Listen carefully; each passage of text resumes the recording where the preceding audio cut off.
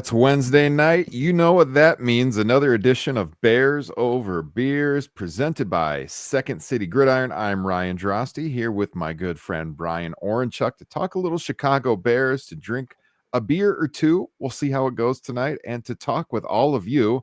Hit us up in the chat room. Let us know if you're tuning in live, if you're on the podcast feed. Of course, we appreciate you as well. Please make sure to subscribe and hit that 5-star rating while you're listening. Brian, how's it going tonight? Going great, man. Happy Wednesday. Happy Bears Over Beers Day for all that celebrate, and excited to get into it. First rematch of the season with a divisional rival, and it's a big one. So I'm looking forward to chopping it up with you, and first and foremost, hearing about what you're drinking. Yeah, you want me to go first this week? Yeah, all do right. it. I made a special trip to the liquor store tonight, Brian, because I saw that this had hit the shelves again. I get it every winter, multiple times. One of my favorites. Let me go solo layout so you can see it all here. This is Sierra Nevada's Celebration IPA. Absolutely love it. Fresh hop IPA every year. It's so delicious. I don't know how many years I've been getting. 15. I mean, a long time, probably. It's an all-time classic. Got kind of an amber color to it for sure. Maybe some caramely notes to it. I haven't had this year's yet. But yeah, 6.8%. I also did pick up a porter, as hinted on the show last week, Brian. So maybe I'll break that one open next week, because I got a little jealous when you were drinking that porter last week, and I had my taste buds lit up a little bit when I saw a nice porter at the liquor store tonight. I'm like, I got to get one of those for a future episode as well. Yes. But tonight it's Sierra Nevada Celebration, the 2025 edition. Nice. Excited to hear how you like that one. Yeah. So it's funny how you kind of mixed it up a little bit. And, you got a porter, but you're gonna save for next time. As I mentioned last week, I went to a beer special release of the Highland Brewery Cold Mountain, and I got a 6-pack. I did land a 6-pack. I really liked this year's version, but I'm not drinking it tonight. I'm going to save it for a colder outdoor game. I think it actually did snow here yesterday. It was in the teens, really chilly, but it's warmed up quite a bit. So whenever it gets warm, I always kind of decide to go with an IPA. So for tonight, I've got a New Belgium classic. It's a Voodoo Ranger Imperial IPA in a bottle, and it's a 9%. Got Delta, Bravo, Centennial, Cascade, Calypso, and Mosaic hops. It's a classic, and of course, got my Bears Over Beers glass to pour it into. Yeah, nice, crisp, refreshing. Like I said, 9%. So I just felt still kind of hanging on to summer a little bit, the fall, and not quite cold enough for me to go to the cold mountain. Although it was beautiful on Saturday when we went. I told you we went for our anniversary. Great time, and it was nice and chilly. Food trucks galore. Actually ran into a band member of a band that performed at our wedding almost 15 years ago. Wow. He's doing his own thing now, so that was really cool. He didn't remember us, but he remembered the venue. I think he vaguely remembered us. Either way, romance is in the air. The Bears are in the air. Seasons are a-changing, but a good IPA, as you and I are attesting to this eve, yes, indeed, always a dependable companion. So cheers, my man. Cheers. I got the glass as well. Looking very delish. I like you got the koozie there too, wrapped around the glass. Very nice. Yeah, because I like to freeze my glasses. And I actually had this handmade for me. I got it at when I was a teacher, there's a little holiday craft fair. And I was like, oh, these are Bears colors. I got to get this. So I picked it up, and it really pairs well with this Bears Over Beers glass. So I'm digging it. Yes, it does. And, I was talking to the boss man, Lester, and we've sold a few of these glasses. Definitely sold some of the rocks glasses as well. The bourbon, or the Bears Over Bourbon rocks glass, available on our store too. Link in the description here. Looking very nice. And, I still have the deal going. I'm going to keep it open, Brian. I sent out the first ones yesterday, in fact, of our listeners who have been tweeting us pictures, selfies of them, listening to the show or taking a picture of their Apple CarPlay in the car, or whatever, tweeting it at Bears Over Beers. Got a few people doing that, and I sent you the picture the other day. The die cut stickers are in. I put it up on our Twitter page as well. And so you want to get in on that, make me address a few more envelopes, tweet us a picture of you listening to this show at Bears Over Beers. We'll get you that free sticker in the mail. Put it on whatever you want. Put it on the back of your laptop. Put it on your beer glass. Make your own pint glass. Put it on your forehead. I don't care, but we'll send it to you, and you can join in on the fun. So get those pictures to us. All right, Brian. Usually what we do here is we start by talking about the most recent game, and for what now, 6 of the last 7 games, they've been victories for our Chicago Bears, and we're coming off another one this week. It's all Brian. I mean, every time Brian wears a jersey on this show, the Bears somehow find a way to win. And all these comebacks, 5 comeback wins for Caleb and the offense this year. Brian, every single time, has been wearing a jersey on Bears Over Beers. The one time he skipped, we lost. He's got the Walter Payton jersey on tonight. So we'll be talking about Vikings game coming up here in a little bit. But Brian, anything you want to express about this past weekend's victory over the New York Football Giants? Yeah, absolutely. I was extremely frustrated watching the game. That we let the Giants hang around far too long. We let them move the ball far too much. Jackson Dart destroyed us on the ground and in the air more than I would have liked. And obviously we saw how the end played out with Caleb, who really has got to be one of the most clutch quarterbacks in the league right now, at least in our division. And I love to see that. But at the end of the day, Ryan, we knew that this was the end of our winnable stretch of games, right? Mm-hmm. They're all winnable, but these we really had kind of expected or hoped to win most of. And we played some sloppy ball. Now, our guy, Herb Howard, who's one of the local beat guys, he caught a lot of slack for a tweet that he made that was being constructively criticizing towards the Bears' performance. People said, "Oh, you didn't like what Caleb did," and he wasn't right about Caleb. And I actually agree with Herb in that, and nothing to do with Caleb. Caleb is amazing. I can't believe he's our quarterback. But when it comes to our football team, we can't continue to play sloppy football and win games against good teams. It's not going to happen. And I know we've got injuries, right? I know that. But, bro, I don't ever remember watching a game with so many drops on offense, number one. Yeah. So, like, if it wasn't penalties, handicapping us, it was our own hands handicapping us. That was super frustrating. Special teams continue to be an issue. And then on defense, I get it. We have injuries, but way too much space in the passing game, especially. I get the designated runs, and they were well schemed up, and Dart's an athlete. But what pissed me off, man, was seeing these guys wide open and Dart hitting them on the run with nobody around him. Now, granted, Tyreek, he let up a couple big plays to Darius Slayton. That was decent coverage for the most part. But these guys running scot-free, that can't happen. And, we're coming up against the Vikings, who have arguably the top 2 receivers in the league, if not top 2 or 3 in the league.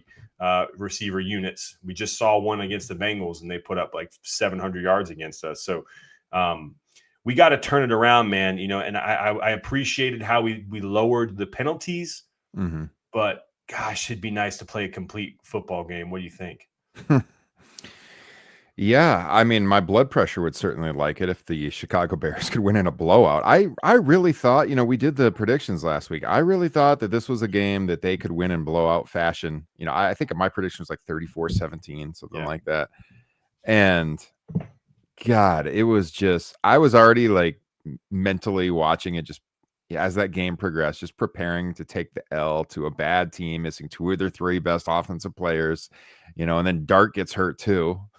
And it's just like, how can this be happening right now at home? You want to contend for a wild card. You can't lose these games. Then somehow find a way to win. But I mean, the drops were egregious. I saw Lester had a tweet up, I think today, about how, let me just see if I could pull it up. I thought I had it pulled up, maybe not. Something about the ultimate test for if people know ball should be, how they rate Caleb Williams right now. I want to read this verbatim. I think it was his week 10 performance. How they rate his week 10 performance. Yeah. He said the do you know ball test in 2025 should be asking someone for their take on Caleb Williams, because I mean, like, if you're stat watching and you're just looking at the box score, what was Caleb, like 20 or 36, something like that? But you had it in your notes, and I was charting it too. It was like at least 8. Oh, hold on, I lost my camera. What just happened here? Yeah, he was 20 of 36. 20 of 36, at least 8 drops, right? I promise my camera will be back. Sorry, now I lost my train of thought. Is it back? Yeah, no, 6 confirmed drops. Yeah, but I counted at least 2 or 3 more.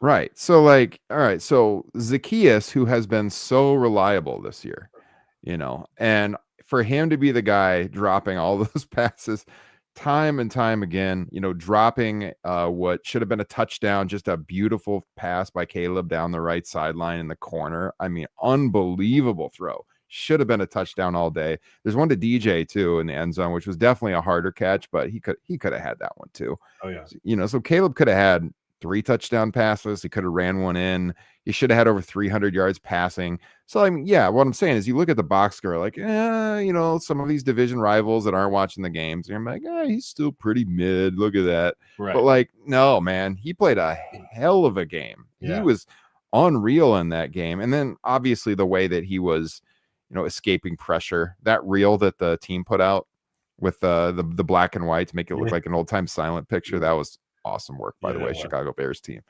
But I mean, you can't say more about him. It was just like the receivers were letting him down.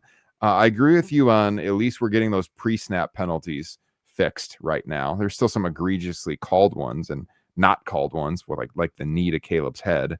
Yeah. But the defense was extremely problematic, and we'll do our predictions here in a little bit.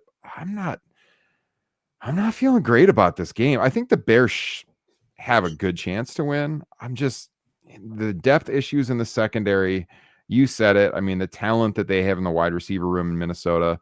And then you got Jefferson coming off of like one of his worst games. He's not having a great stretch right now, period, the last couple of games. He's going to be looking to show out. I don't know, man. This is going to be an interesting discussion when we get to the Vikings. But I mean, obviously, seeing us come from behind and win was thrilling. We should have solidly beat the team. So now, the narrative continues that the Bears are just beating bad teams and not looking great and doing it, which I understand. Yeah. I understand that take. They got to prove that they can beat the good teams too. Now, some of the teams we've beat were seen as good at the time and have fallen apart, like Washington. But I mean, this is the stretch on the schedule where, it's going to get a little bit harder. This is winnable. Definitely Pittsburgh's winnable. And then we start getting into the gauntlet a little bit, although Philly friends to the north are not looking great. And Philly's looking easier to beat than last year. That's for sure. Yeah. I mean, here's the thing. As you can see, if you watch any given Sunday, is in the NFL, any team can win. That's why that's a saying. And we see it. Like the Dolphins eliminated me from my survival pool because I was like, oh, the Bills are going to win this game. And the Dolphins beat arguably the hottest team in the league at that point. Yeah. And the other night, Philly looked average and Green Bay looked average and Philly squeaked out a win. But, this is what happens. The Saints beat the Panthers. The Panthers beat the Packers. I mean, this sort of thing, you got to win. You got to win, period, in this league. And these guys understand how hard it is to get a win. I just would like to see some sound football played. It doesn't have to be a blowout. Just give me a clean, hard fought game on both sides where both sides, it's one thing for Justin Jefferson to, get his yards, get his touchdowns and whatnot. And Kevin O'Connell, who's a fantastic coach, to do his damage in the schemes that they run. it's another thing to shoot yourselves in the foot with drop passes, with penalties, with missed assignments, with missed tackles, and that's been really discouraging. But at the end of the day, man, a win in this league is a big deal. So all the people, clamoring that we haven't beaten anyone yet, I mean, you can only play who's on your schedule, and these same teams that we are beating other good teams or giving them run for their money, and we're we've come out on top. So we definitely have to win this one because they already beat us once this year to open the season. It's a divisional game. I don't know if you saw that statistic where the likelihood, the probabilities of us making the playoffs with a win versus a loss here. It's a dramatic difference. I think it's like over 50%, 70% or something, like 60% if we beat them. And if we lose, it's like 20% or less. I forget what it is, something crazy like that. But because it's a divisional opponent, we're 0-2 right now in the division. And we need this win. They're a hungry team. They're a talented team. But we'll get to that in a minute. But end of the day, a win is a win. So I'm just glad that we're stacking some wins, man, to be honest with you. And we're playing relevant football heading into December, which is huge. Yeah, I mean, winning the games that you should win. There's something to be said for that too. You'd like them to be more convincing, obviously, but they're still winning them. And yeah, I mean, as far as like the percentages for the playoffs, like you're talking about everything, I mean, what it comes down to here for the Bears is they got to prove that they can win a division game. I mean, every time those standings come up on the screen, it just really jumps out, the 0-2 in the division, and obviously with Minnesota, that's when they let it away from them. They dominated 3/4 of that game and then just totally fell apart. So, I mean, this is a chance for that team to feel like they can come out and get some revenge. But yeah, I mean, Jackson Dart looks really good throughout. Obviously the receivers getting open. We got big time problems in this secondary. There's some encouraging news out there with, the photos of Jalen training and, obviously it's looking more and more like he could make a return late in the season if the Bears are in the mix. If the team, God forbid, falls apart down the stretch, there's no reason for him to come back. But if they're in the mix, absolutely. And then, we're hoping, I think next week would be the first time Kyler could come off of IR if he's ready to go. And that might be wishful thinking, but at least he'd be eligible by then. We're still tracking TJ and everything happening there.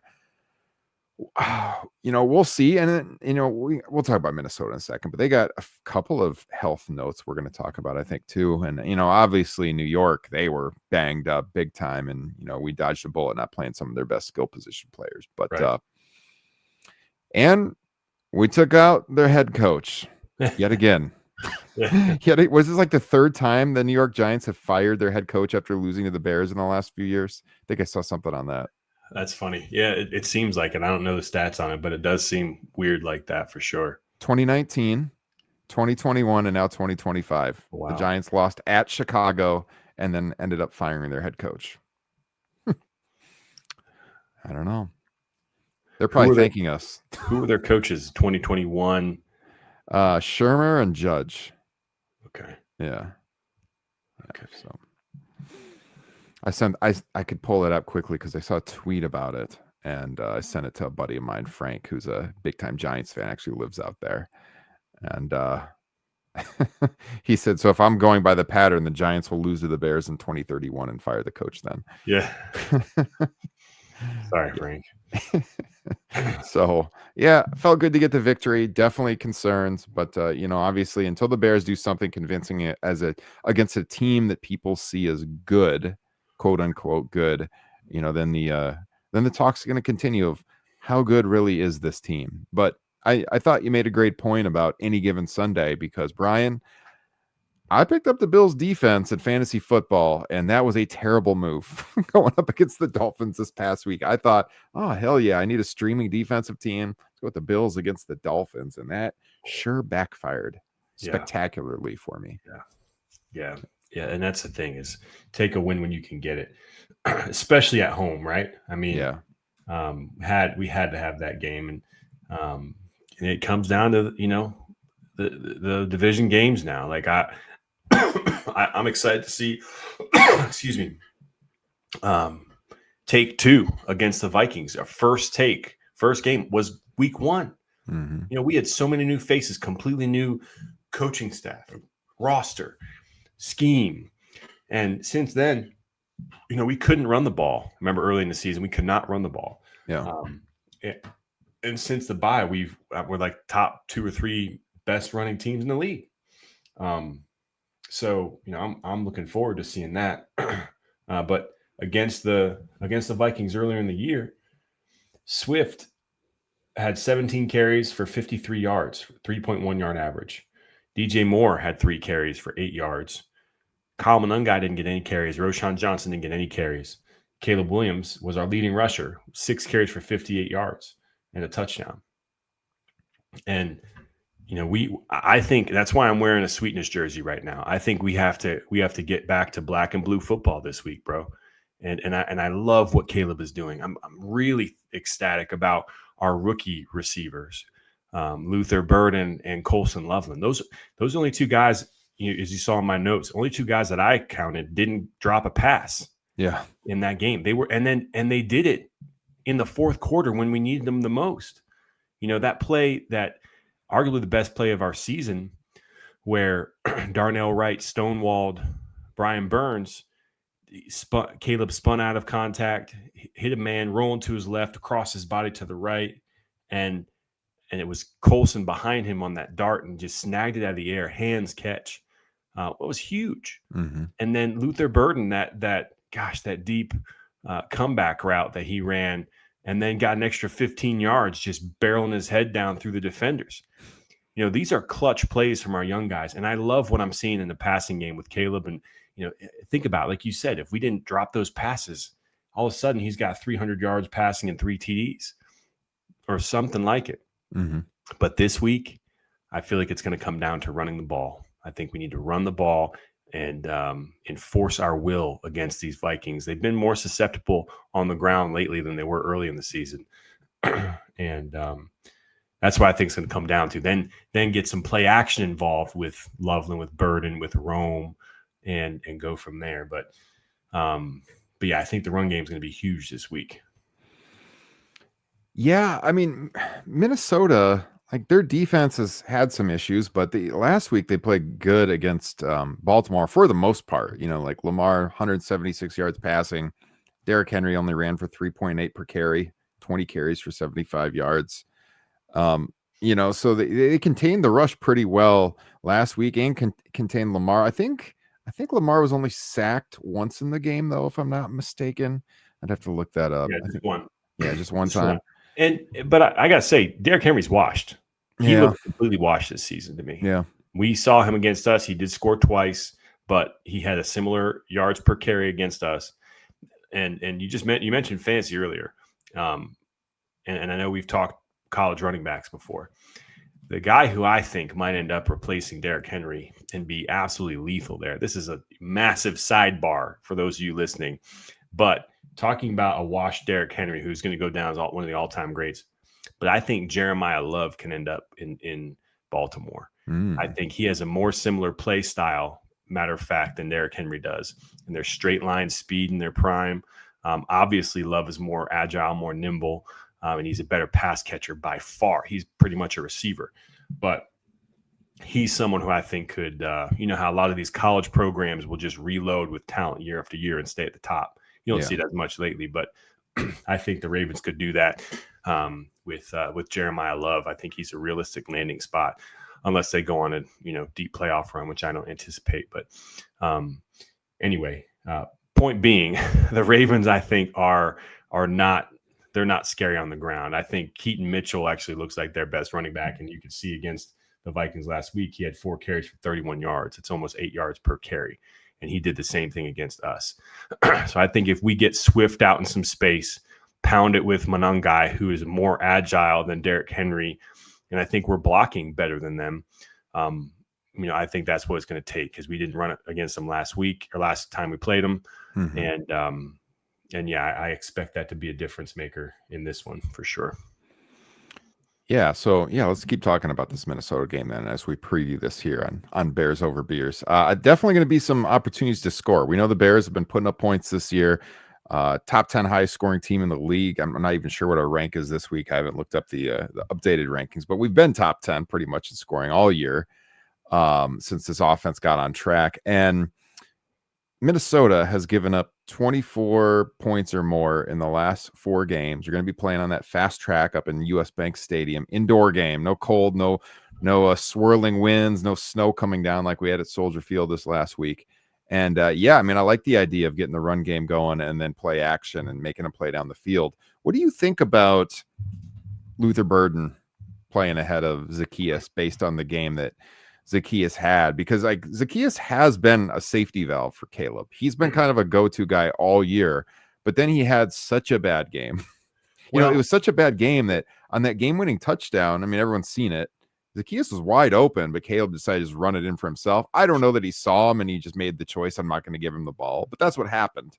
And if he did make that choice, I don't blame him given all of the drops by Zaccheaus this past weekend. I mean, Luther Burden, young guy, but I think, obviously I think the ceiling's way higher on him. I personally would rather see him getting those reps. And, one game's a lot in the NFL. I'm sorry. You only get 17 of them. So I think they should move Luther Burden up the depth chart. What about you? Oh, 100%. I don't even think it's a question. Yeah. And honestly, that wasn't Olamide's only bad game of the year. His the worst. Yeah. His rapport with Caleb was built in off-season training camp. That's when he was money, unstoppable. Preseason, it looked to continue. And since the season started, he has had his fair share of drops. He might even be leading the team in that regard. Past couple weeks, he's kind of stepped it up and made some catches, but I forget what team it was. Was it the Ravens? I forget what team it was that he had a drop that would have been a touchdown. It was kind of earlier on in our territory. He had some single coverage against a linebacker. Caleb hit him in stride and he just dropped it. There was nobody in front of him. Like he has made some bad play. The point is, Luther has earned the right to skip him on the depth chart. Mm-hmm. You don't draft a guy in the early second round if he doesn't have the talent to see the field right away. And granted, we've got DJ Moore, we've got Rome Odunze, but Zaccheaus is not those guys. And you look at, the advanced statistics with the completion percentage, quarterback rating when targeting these guys. Luther's at the top of the list for our whole team. And Zaccheaus is at the bottom. Yeah. There is really no piece of evidence to keep Zaccheaus on the field. And I think we're going to see Luther this week. My article that comes out on Saturday referring to the players to watch, I have a poll out there. So hop on it in SB Nation if you get a chance to see it regarding who's going to be more important. And I have 2 rookies, Loveland and Burden, this week that I think are going to be huge. And because I expect, as Ben alluded to today and again earlier this week, he is gaining trust in players that they didn't have that familiarity with the first time they played this team week 1. I have to imagine that Luther Burden is one of those guys, especially with what he did in the fourth quarter and Loveland in the fourth quarter to come back and win that game against the Giants. I just have to imagine he's going to be a critical piece this week. So I'm looking forward to it. Week 1, they did not blitz us as much as we thought. You never know what Flores is going to do. I'm anticipating him doing that against the Caleb Williams this week. But I expect for Burden to have some more chances. Now, the impact is that might mean he's off kickoff return, which I've been vocal about. And Blackwell was fully participated in practice today as well. You know how I feel about him on kick return, but I think Burden's going to have a big game. I think he's definitely earned the right to start ahead of Zaccheaus. And I think once he gets a chance, dude, there's not going to be any question that anybody can even fathom that Zaccheaus, earned to keep that spot, because I feel like he's going to run away with it. Yeah. No question about it. Yeah. According to the stats I'm looking at, so Zaccheaus has been targeted 50 times this year. Officially, they have him scored as having 4 drops, but like we just talked about, sometimes they don't score him drops. When we watch it, we're like, that's a drop. He's caught 32 of the balls thrown at him, so he's got a 64% percentage caught rate, which is lower than he had last year in Washington with 70. But he had officially 5 drops last year in 17 games in Washington. He's got 4 this year through 9 games with the Bears. So yeah, I think Luther for sure should be playing ahead of him. I see our chat B to the Rye is joining us right now. He agrees. He says, promote Burden. Even DJ is hurt right now, so we need to take the pressure off of DJ. Yeah, no, 100% agree. I think that one of the things that was most disappointing to me on Sunday was how little Colston was involved in the game early. I think we maybe even texted about this, and a lot of us felt like this was maybe the worst game that Ben has called as Bears coach, just with some of the play call choices as well. Now, once they finally got Colston involved late and then Luther was getting in there, then things started to turn around a little bit. It just seemed like such a no-brainer that, on third, it was definitely from what I recall on Sunday. It's somewhat of a blur because I was getting all hyped up and angry, but it seemed like a lot of those third down plays would have been perfect plays to be going to Colston Loveland, and it was like never happening. They weren't going to him at all. We were throwing short of the sticks. We were running the ball. And I'm wondering the whole game, why are we not going to Colston Loveland, who just had this huge breakout game and showed that he's a playmaker? And then finally, we get to the fourth quarter. So I like your take that up in Minnesota, it's going to be different, and he's going to be a big time part of the game plan, because we know, his speed at his position is a big advantage for him, and playing indoors at US Bank could really showcase that. Yeah, I absolutely hope that he gets some more playing time as well. Although that was one of the better games I've seen Cole Kmet play. He's one guy I don't think actually dropped a pass. I don't know how many targets he had, maybe 1 or 2, if that. But he blocked his ass off against the Giants. But I do think he's a better tight end 2 option, and get Colson, more involved. I think that would be critical. But I mean, that's one of the things, man, when you drop passes, especially on 3rd and 4th down, you're killing a drive, right? Like you can't extend the drives when that happens. And so you don't get into your bag of tricks when you don't have a chance to use them. We just gotta hold on to these balls. And that's why I feel like they deserve their chance, because they're catching them. Their job is to catch passes. And if you can't, then let's go to the guy who can. So, I'm optimistic that both the rookies are going to step up, and that's going to be, honestly, that's going to be one of the wrinkles I feel like that the Vikings will experience this Sunday that they didn't week 1, is the impact of these rookies. I think the offensive line cohesiveness, and I think these rookies, including Monungai, is going to be something they're going to be force fed. And I think that's going to be the difference. I'll get into my prediction right now. You don't have to get into yours. All right. But I'm thinking it's a 34-24 game. I like the way that we move the ball on the ground, set up some play action, and I think our offense steps up this week. But it's not going to be easy against a really talented Vikings offense as well. Like you said, with Jordan Jefferson, we don't have Jalen Johnson. We don't have Kyler Gordon. So I think they're going to put up some points. But I do think we come out with a cleaner game on offense for us.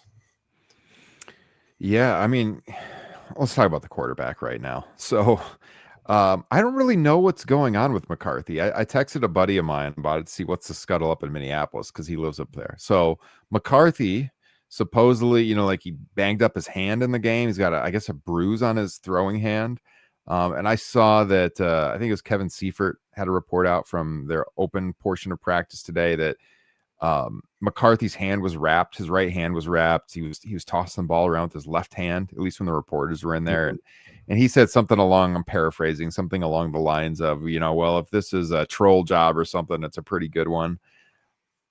I don't know. But even if he is healthy, I mean, McCarthy looked not good. He looked bad against the Ravens. I mean, he was 20 of 42. He lobbed up a couple of interceptions.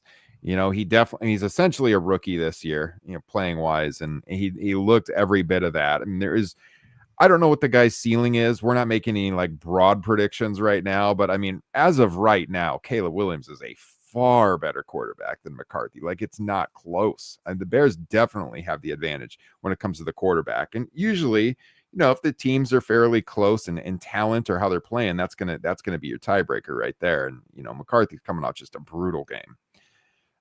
So yeah, they got the playmakers. I agree with you. They put up points. They're at home. We haven't won up there in a couple of years. In fact, we've lost 8 of the last 9 games to Minnesota, period. We talked about all like the past games going into week 1. So you guys can check our archives. You want to hear about the Vikings Bears history. We went pretty deep on that, going back to the 90s, I think. But I mean, they've been dominant over us recently. And our only win in the last 9 was actually in Minnesota on that Monday night game a couple of years ago. So, they're going to want to get a win. It's a big game given where their season's at right now and probably what their expectations were. They still got a lot of their playmakers in there on offense. And so is JJ totally healthy? I don't know. I'm not sure that it matters that much. We'll see. A bruised hand. But, anytime Justin Jefferson's back there and he's coming off a couple of games where he didn't play up to par, you always worry, especially when he's going up against our multiple times down the chart, down the depth chart, backup corners. And Tyreek, by the way, has not looked like himself. He's playing with a hurt shoulder, and I think that's really hurting his game. CJ's been great. I gave him the game ball this week on Windy City Gridiron in my column on defense. I mean, he's been a true difference maker. Yeah. Whatever your expectations were for him when the Bears signed him, he has exceeded them. Oh, yeah. I think. I mean, he has been phenomenal. Yep. And so, I mean, I have the hope, Brian, that if we get some of these guys back, this defense can still turn it around. We definitely, we got to get this rush. We got to rush the passer better. Montez has been playing better for sure. Booker was pretty good 2 weeks ago. He was kind of hit or miss this past week. But man, if we can dial up some pressure, blitz CJ, put some pressure on McCarthy, I think he'll get a little panicky. And we can have an advantage even with, the fact that we're going to give up some yards. There's no question about it, given the state of our secondary right now. Right. No, absolutely. But just going back to the whole any given Sunday thing, 2 weeks ago, the Vikings were riding high. They just beat the Lions in Detroit. Yeah. And McCarthy accounted for 3 touchdowns in that game, only 1 pick. He's a ball player. And that's the game when he kind of went viral for his, I forget his alter ego in the locker room. 9, yeah. Or he was like, I mean, a lot of you have seen it, but where he was like chomping at the bit in the locker room and making all the faces and stuff. And right. It's pretty goofy. And that was in the visitor locker room. Huge win against the division rival, defending division champs, Detroit Lions. So this is a team that can play. And he didn't throw for 300 yards, not even 200 in that game, but he threw for 2 touchdowns, 1 to Jefferson, 1 to Hawkinson, and he ran for 1 as well. So he can get the job done. I think I was disappointed last week with how we handled Jackson Dart in the run game. I talked about that leading up to it. We've seen Jaden Daniels, we've seen Tyler Huntley, we saw JJ McCarthy earlier in the year. All those guys are effective runners from the quarterback position. We knew Jackson was going to be, and he dominated us. So McCarthy is going to be a threat there as well, although he's throwing it more than he did week 1 against us because he's more familiar at this point for sure. But yeah, we're gonna have to make him pay, man. Both rushing the passer, and then we need to get back to our turnover ways for sure. With interceptions. So that's going to be absolutely critical. I'm looking forward to one of these safeties making some plays. And remember, you're talking about drops. Nashawn Wright dropping that pick in the end zone. Oh, he had it and it got knocked out of his hands. You got to tuck that ball away, man. That was frustrating. We need those sort of play. We can't be dropping them this week. And how sweet would it be to come away with a victory on the road against a divisional rival? Put us at 7-3? Yeah. It'd be huge. 7-3 with Pittsburgh coming to town in a match against our good friend Aaron Rodgers.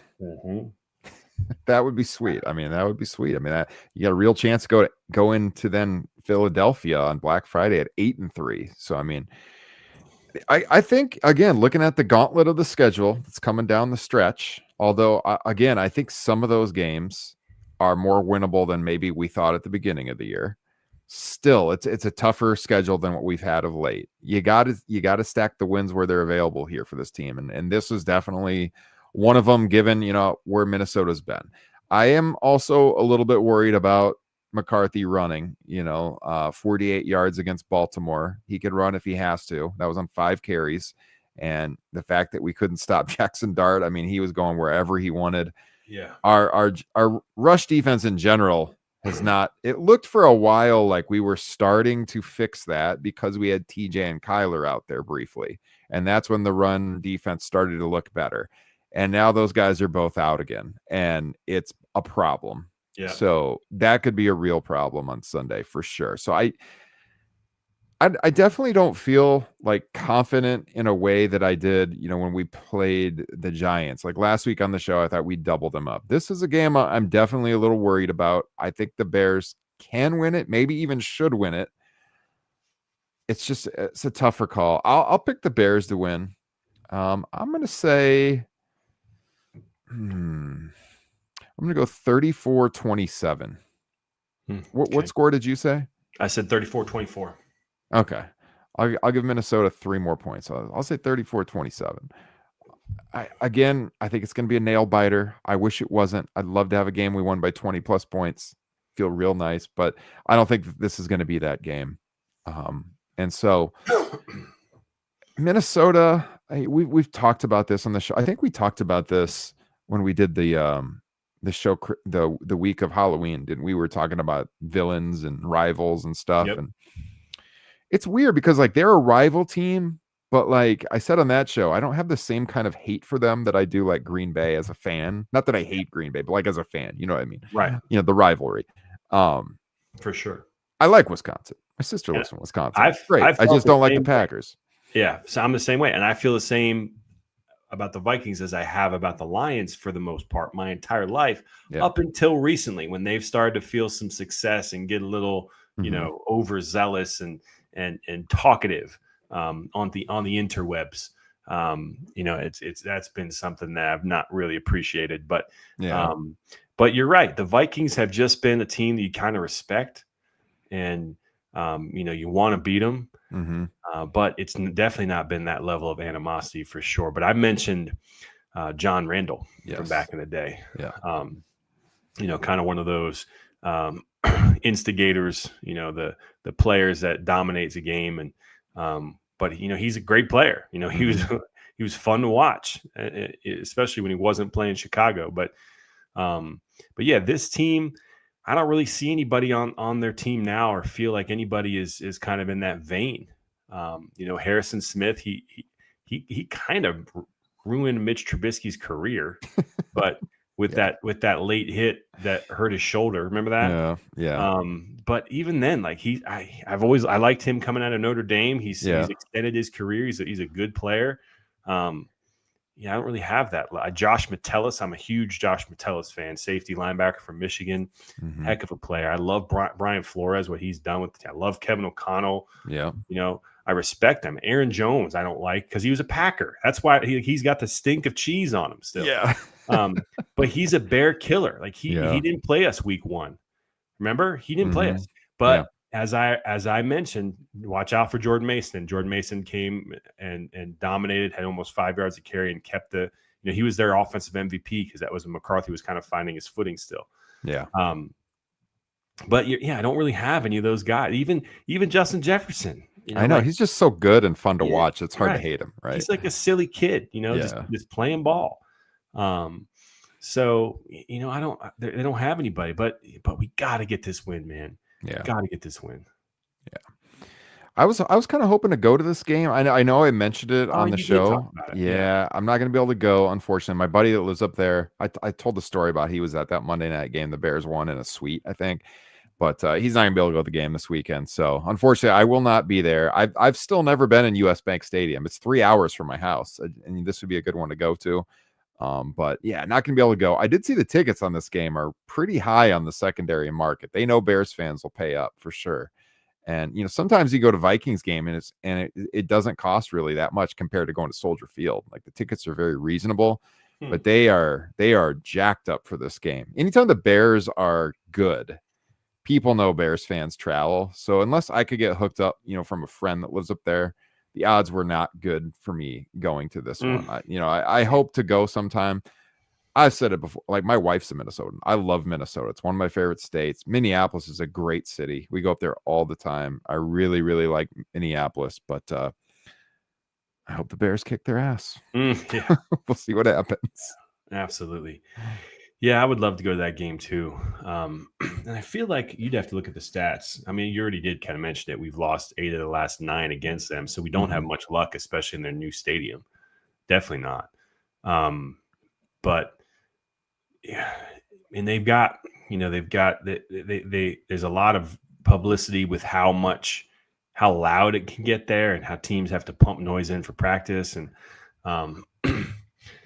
I expect that to be the case this week. I mean, it's a must win for them. You know, they absolutely need the win. You cannot fall to, what would it be? It'd be like 3-6 or something. You can't fall another loss.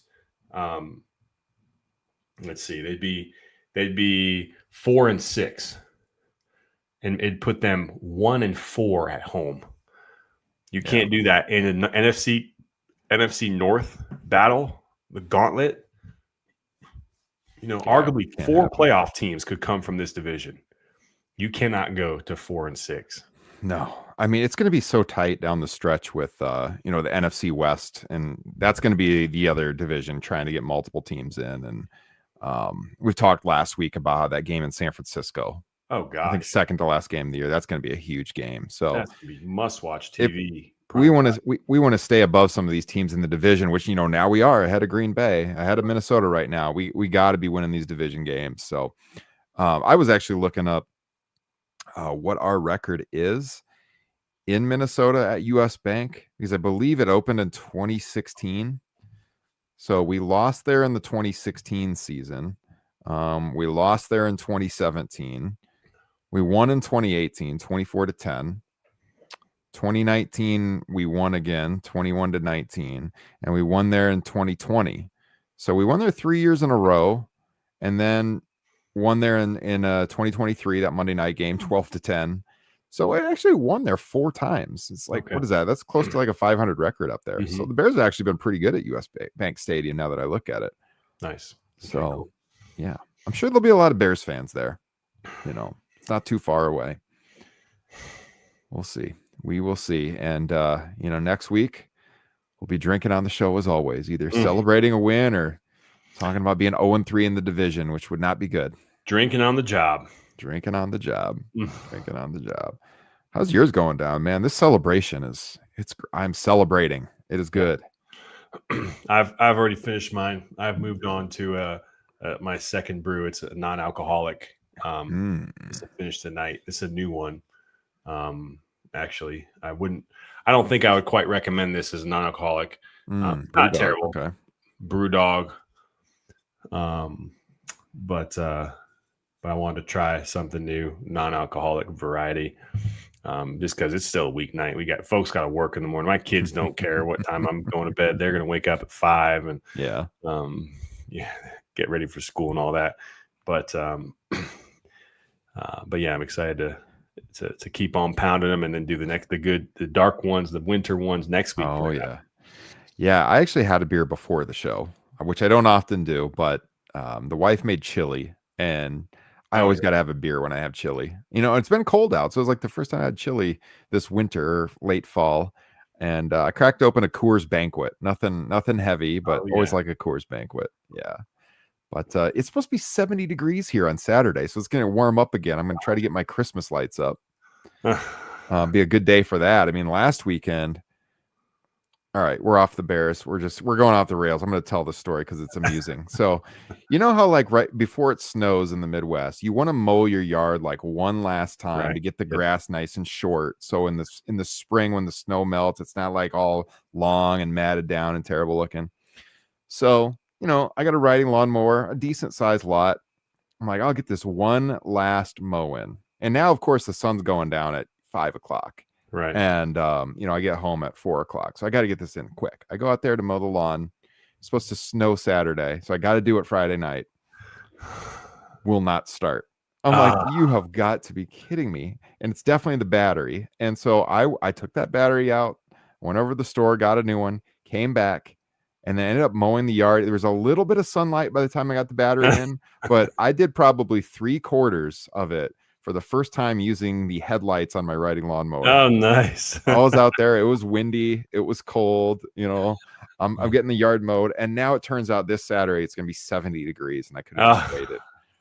But it'll give me a chance to get the Christmas lights on the house and not be freezing while I'm doing it. So yeah, good. that's true.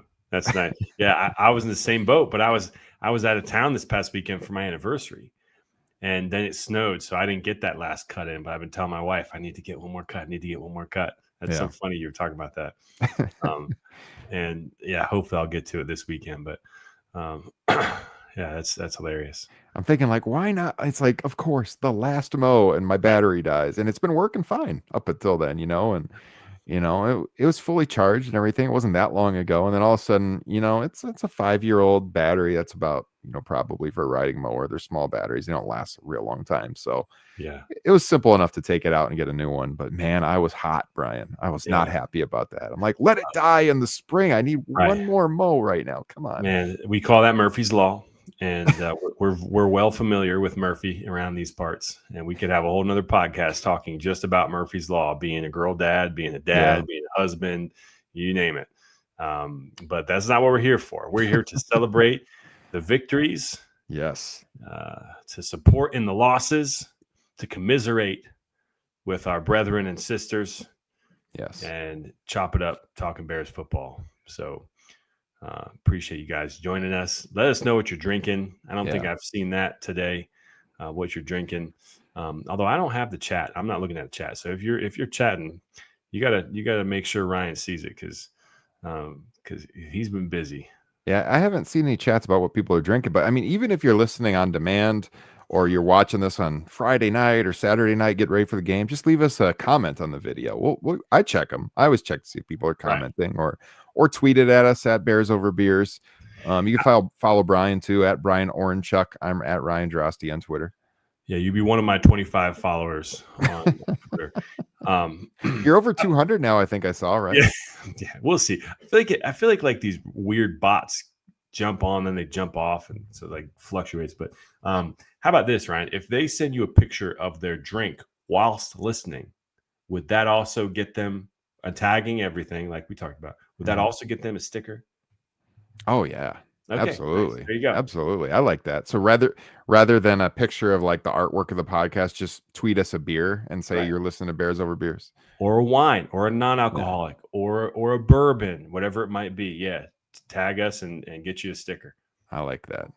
We're just trying. I mean, I got a bunch of stickers. I'm just trying to get them out there. I mean, for crying out loud, I want to just send some free stickers in the mail. So make me send them, you guys. Yeah. Just tweet us a picture of what you're drinking when you're listening over the next few days, and we'll get you that sticker. I'll send you a DM. You can let me know where to send it. So yeah, we really appreciate all of you who tune in each and every week. It's been a blast kind of taking over this show the last couple of years. And this year, Brian and I doing it just us two every week for the first time. And hopefully we'll be doing this well into the future, and your support makes it possible. Keep tuning into all of the Second City Gridiron shows and reading our work over at Windy City Gridiron as too. All that helps us out. You got a very talented group of Chicago Bears content creators here on the team, and you should support each and every one of them. Don't forget to tell them about the new beanie that we have. Oh my goodness. Let me pull that up. It's getting colder out there, y'all. Yeah. You gotta get you one of these. I'll just share my screen for those of you watching on YouTube, and you can see how you can get one of these. But the link is in the podcast description. It's here in the YouTube description as well. But here we are. So we asked our boss, Lester, could you make a Bears Over Beers beanie for us? And he got right on it. Within 24 hours, it was up. So if you go to the Second City Gridiron store, as you can see right here, you scroll down on this main page. There's categories, and then there's the shows themselves. Okay, click on Bears Over Beers. And there it is. We have a Bears Over Beers stitched beanie now. Comes in 5 different colorways with that awesome artwork stitched on the front, right on the cuff there. I'll be getting one. I know Brian's going to be getting one. You can get one too. There it is. It's available now. As demanded by Brian Orenchuck. Yeah, show us the colors. Show us the colors. Okay, so there it is in black. Get it in navy. Oh yeah. Can get it in light gray. We've got a beige one, Oh, and light blue. okay. Okay. The gray looks pretty good. Yeah, the gray does look pretty good. All Yeah. right. All right. It The sticks logo out. pops on the gray for sure. It does. I like it.